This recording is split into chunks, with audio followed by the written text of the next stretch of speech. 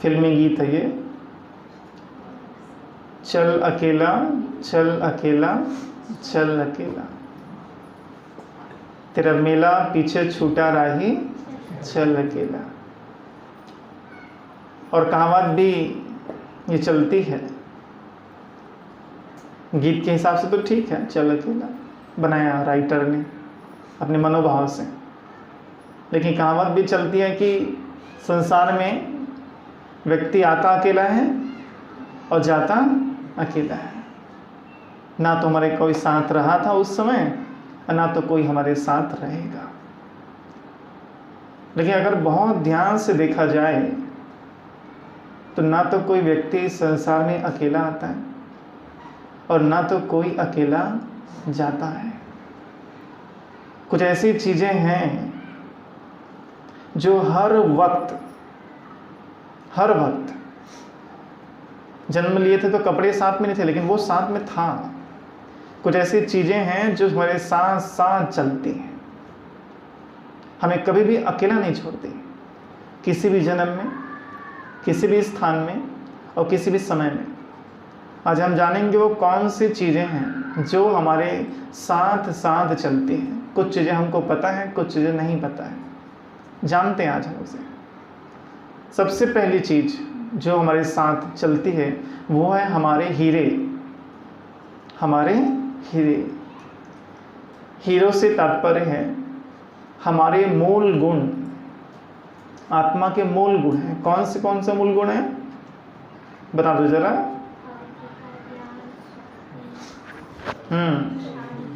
आत्मा के 7 मूल गुण हैं।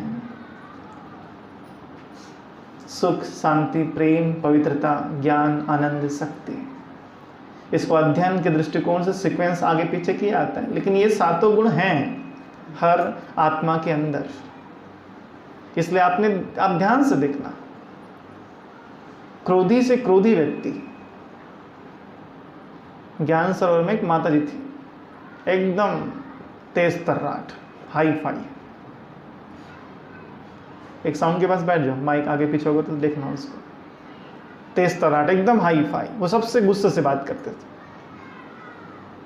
सबसे, जिससे मिले उससे लड़े कोई ना कोई टॉपिक पर।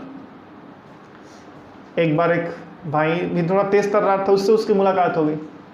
उसने उसको कुछ कहा, उसने जोर से चिल्ला दिया, माता जी डर गई और उसने कहा देखो मेरे से प्यार से बात किया करो। सब हंसने लगे।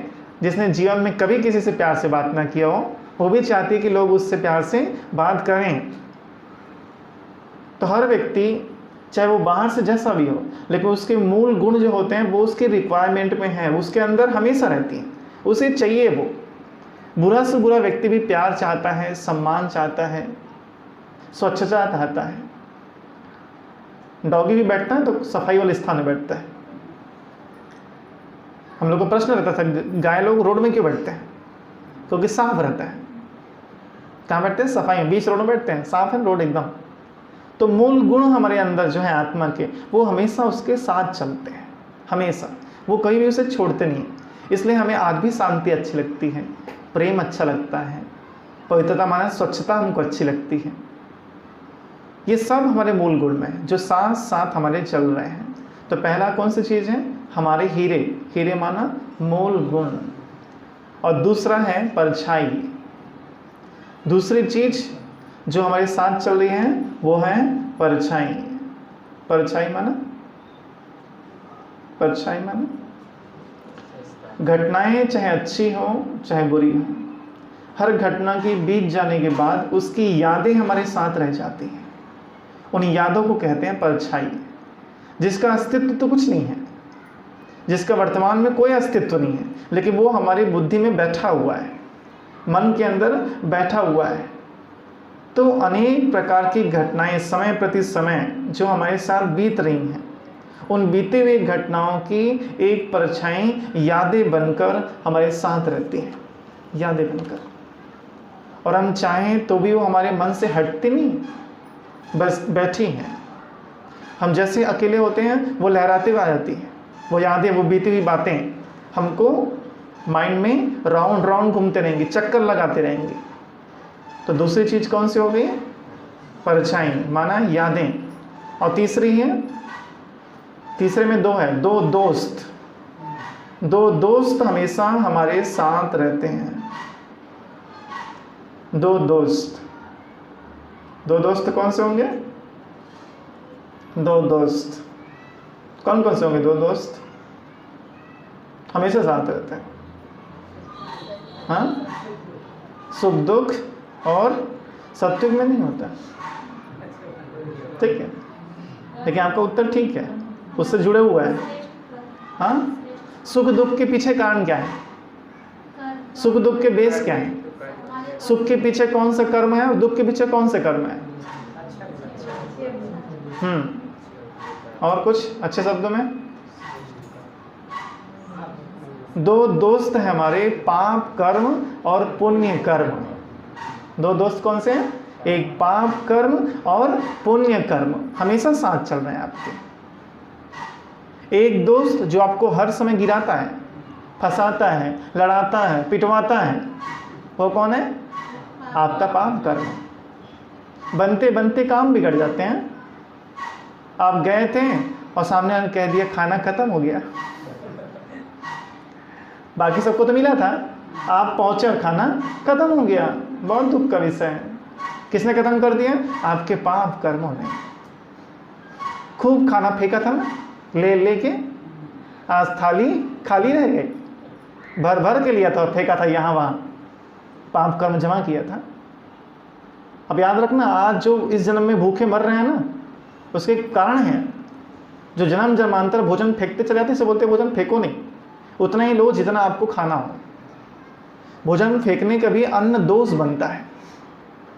इसका धार्मिक बहुत लंबा चौड़ा विवरण है, और तो यहाँ तक कहते हैं कि कुत्ते बन जाते हैं और गली गली फिरते हैं, खाना नहीं मिलता है। बाबा ने तो उतना लंबा चौड़ा नहीं कहा आपको, लेकिन बता दिया है कि अन्न दोष, उनको फिर अगले जन्म में भरपेट भोजन नहीं मिलेगा। तो पाप कर्मों का परिणाम है कि आपको ये तकलीफें झेलनी पड़ती। तो पाप कर्म एक दोस्त है जो आपके साथ साथ चल रहा है, और दूसरा आपके पुण्य कर्म जो हर जगह आपका काम बनाता है, हर जगह बिगड़ते बिगड़ते काम को पास करा देता है। तो व्यक्ति घंटों खड़ा है एटीएम में, उसका पैसा नहीं निकलता, आप जाते हो बिना बटन दबाए पैसा निकल जाता है। कई बार घटनाएं ऐसे होती हैं, एक ने अपने एटीएम लगाया, ट्राई किया, पैसा नहीं निकला, सिर पटक डाला, पैसा नहीं निकला, वो चला गया। दूसरा आया, बिना दबाए निकल के रखा था सामने, उठा के जेब में रख के चलते वहाँ बेचारा, अपना एटीएम कार्ड यूज ही नहीं किया। पुण्य कर्म है उसके, पुण्य कर्म जो उसके पास पहुंच जाते हैं। तो ये दोनों दोस्त हमारे साथ साथ हर वक्त हैं और हमारे हर वर्तमान की घटनाओं पर अपना प्रभाव डाल रहे हैं, अपना प्रभाव डाल रहे हैं। पुण्य कर्म के प्रभाव से ही आप बिना चाहे एक अच्छी जगह पे पहुंच जाते हो जहां आपका फायदा हो जाए, और पाप कर्मों के प्रभाव से व्यक्ति अच्छी जगह की जानकारी होने के बाद भी नहीं पहुंच पाता। हो रहा है कथा, हो रहा है सत्संग, हो रहा है यज्ञ, हो रहा है हवन, पूरा प्लान बनाया था कि पहुंचना चाहिए, लेकिन टाइम देखा था 5:30 बजे निकलना है और 5:30 बजे टायर पंचर हो गया। रोज नहीं होता, उसी दिन हुआ, और घर के पास के दोनों पंचर दुकान बंद थे। एक के घर में कोई खत्म हो गया था, एक के घर में शादी में गए थे। अब क्या करो? अब लेके गाड़ी जाओ दूसरे दुकान तक के, और जब तक वहां तक पहुंचोगे तब तक कार्यक्रम खत्म हो जाएगा, वापस आने तक के। जब आप आए तो प्रसाद बट रहा था, कार्यक्रम खत्म हो चुका था। आपके पाप कर्मों ने आपको अच्छी जगह तक पहुंचने से रोक दिया। तो दोनों साथ चल रहे हैं, दोनों दोस्त। और चौथी बात, हम कहीं भी जानते हैं तो आजकल एक फेमस लाइन लिखी होती है, आप क्या कर रहे हो? सीसी कैमरे की निगरानी में हो, ठीक है। आपके पीछे पीछे कौन सा नंबर? चौथा नंबर है, चल रहा है धर्मराज का कैमरा। कौन सा कैमरा? एक होता है DXLR, कैमरे का नाम है, सुना है कैमरा? DXLR, यहाँ है DR, धर्मराज का कैमरा। 1 लाख पिक्सल का, कम नहीं है। कितना है?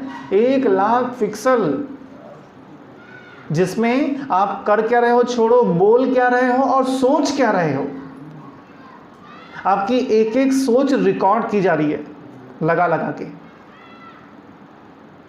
आप कहीं भी पढ़ते हो कैमरे की निगरानी में, तो आप कोई भी ऐसा काम नहीं करते जो रिकॉर्ड हो जाए और लोग आपको मूर्ख समझें।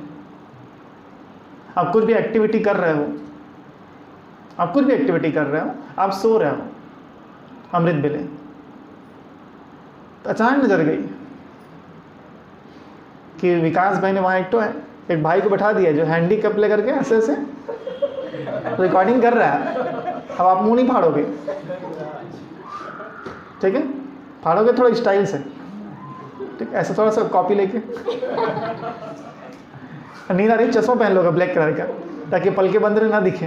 कुछ तो करोगे ताकि लोगों को पता चले। तो हमेशा ध्यान रखना, वहाँ तो छिप जाता है, लेकिन संसार में कोई ऐसा चश्मा नहीं आया, कोई ऐसा कपड़ा नहीं आया, कोई ऐसा किताब नहीं आया, कोई ऐसी दीवार नहीं बनी, कोई ऐसी दीवार नहीं बनी जिस दीवार के माध्यम से आप धर्मराज के कैमरे को रोक दो। एक एक चीज़ देखता है वो, तो आपके एक एक विचारों को क्या कर रहा है, धर्मराज अपने कैमरे से रिकॉर्ड कर रहा है। हर वक्त वो कैमरा आपके साथ चल रहा है, अकेले नहीं चल रहे हो आप। इतने बड़े वीआईपी हो कि 24 घंटे एक कैमरा आपके लिए रिजर्व है, साथ साथ चल रहा है। पांचवी चीज जो आपके साथ चलती है वो है CBM। क्या चलता है आपके साथ? एक है CBI, crime branch of India, और यहाँ है CBM, क्राइम ब्रांच ऑफ माया, ठीक है, CBM। धर्मराज के साथ साथ माया के अनेकों कमांडो, ब्लैक कैट, सुने, कोबरा, ये सारे कमांडो आपके पीछे पीछे चल रहे हैं।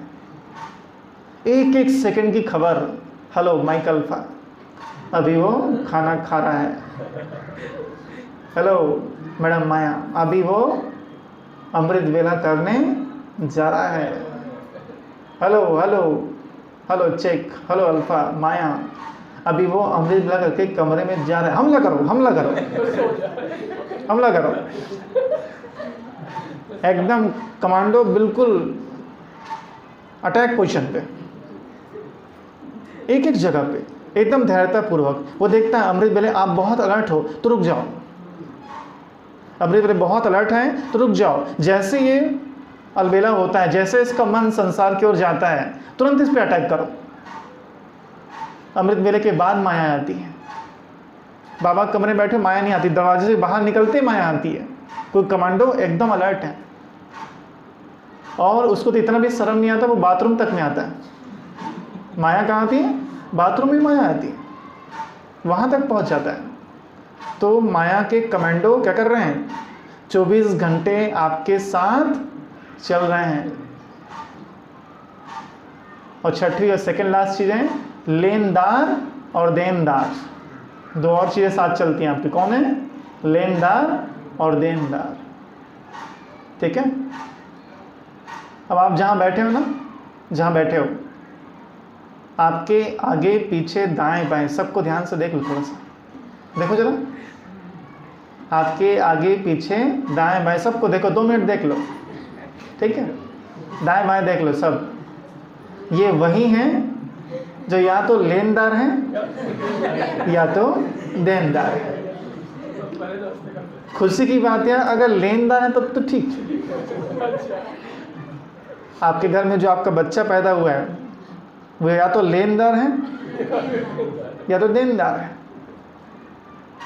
या तो देनदार है, ठीक है। तो लेनदार है तब तो ठीक था, और अगर देनदार है तो देगा धनाधन, ठीक है।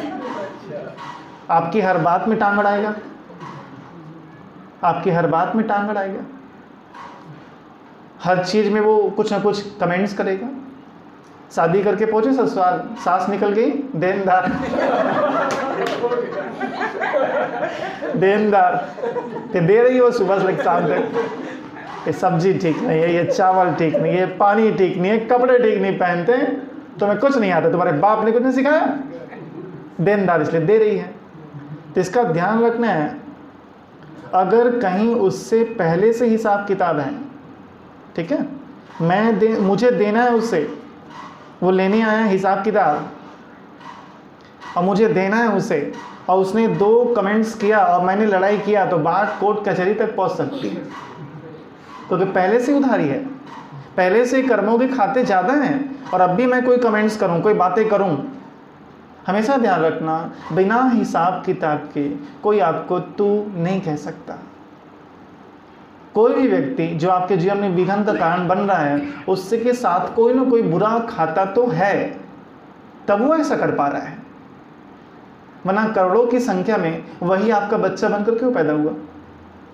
करोड़ों आत्माओं में से वही आपका पड़ोसी क्यों बना, जो सुबह शाम पानी फेंक रहा आपके घर में गाली दे रहे हैं? एक ऐसा पड़ोसी जिसने, एक भाई ने अपना अनुभव सुनाया, विकास भाई मैंने अपना मकान चेंज कर लिया, खुद का मकान, किराए का नहीं, खुद का मकान छोड़ के किराए में। क्यों? मेरे पड़ोस ने कुत्ता पाल लिया है और सुबह से लेकर रात तक वो भौंकता है,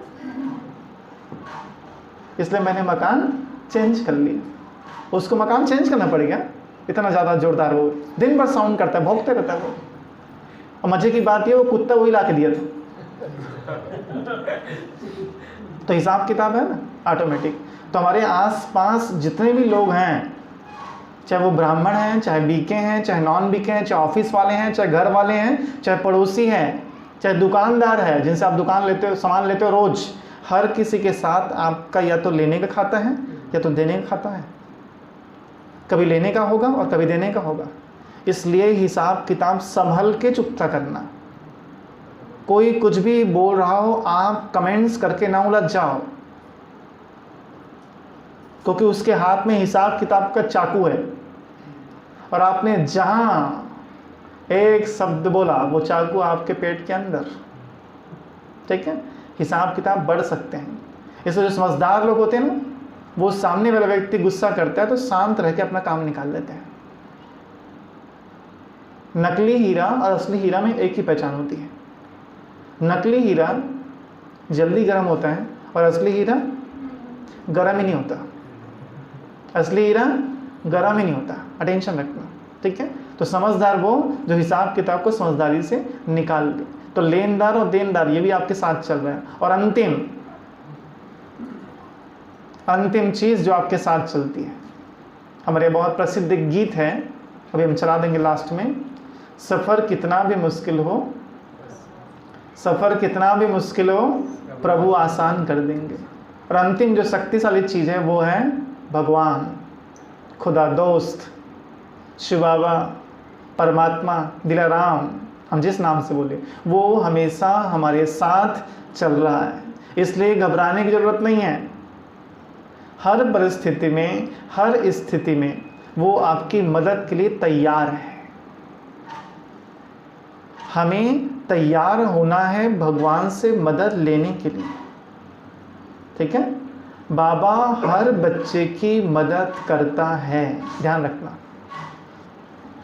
नालायक से नालायक बच्चे की मदद करता है कि वो बच जाए, सही रास्ते पर आ जाए। लेकिन भगवान की बातों को मैं सुन नहीं पाता, उनकी मदद की विधि में समझ नहीं पाता। हमें समझना उन विधियों को, किस प्रकार से भगवान आपकी मदद कर रहा है। कई बार कुछ देकर मदद करता है तो कई बार कुछ लेके मदद करता है।